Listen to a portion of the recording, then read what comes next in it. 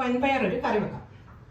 ഇത് തലേദിവസം കുതിരാനിട്ട 1 കപ്പ് വൻപയർ, 1 ഗ്ലാസ് വെള്ളം, 10 ചുവന്നുള്ളി, 2 പച്ചമുളക്, 1/4 ടീസ്പൂൺ മഞ്ഞൾപ്പൊടി, 1/2 ടീസ്പൂൺ ഉപ്പ്. ഇതൊരു 3 വിസിൽ വരുന്നവരെ ഒന്ന് കുക്ക് ചെയ്യാം. ഒരു മീഡിയം ഫ്ലെയിമിൽ ഇട്ടിട്ട്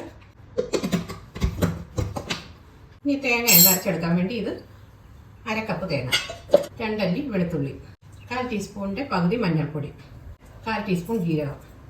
ഇനി ഇത് കുറച്ച് വെള്ളം ഒഴിച്ച് നന്നായിട്ട് അരച്ചെടുക്കാം, പേസ്റ്റ് പോലെ അരച്ചെടുക്കാം. ഈ പയർ വെന്തത് ഇതിലേക്കിടാം.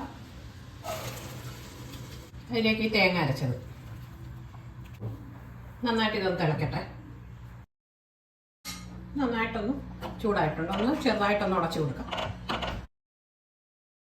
ഉപ്പ് ആവശ്യത്തിനിടാം, കുറച്ച് ഉപ്പ് കൂടെ ഇടാം. ഇനി ഇത് ഓഫാക്കാം. ഓഫാക്കിയിട്ട് കടുക് വറക്കാം. കുറച്ച് വെളിച്ചെണ്ണ ഒഴിക്കാം. ഒരു 1/4 ടീസ്പൂൺ കടുക്, ഉണക്കമുളക്, കറിവേപ്പില, ചെറിയ ഉള്ളി.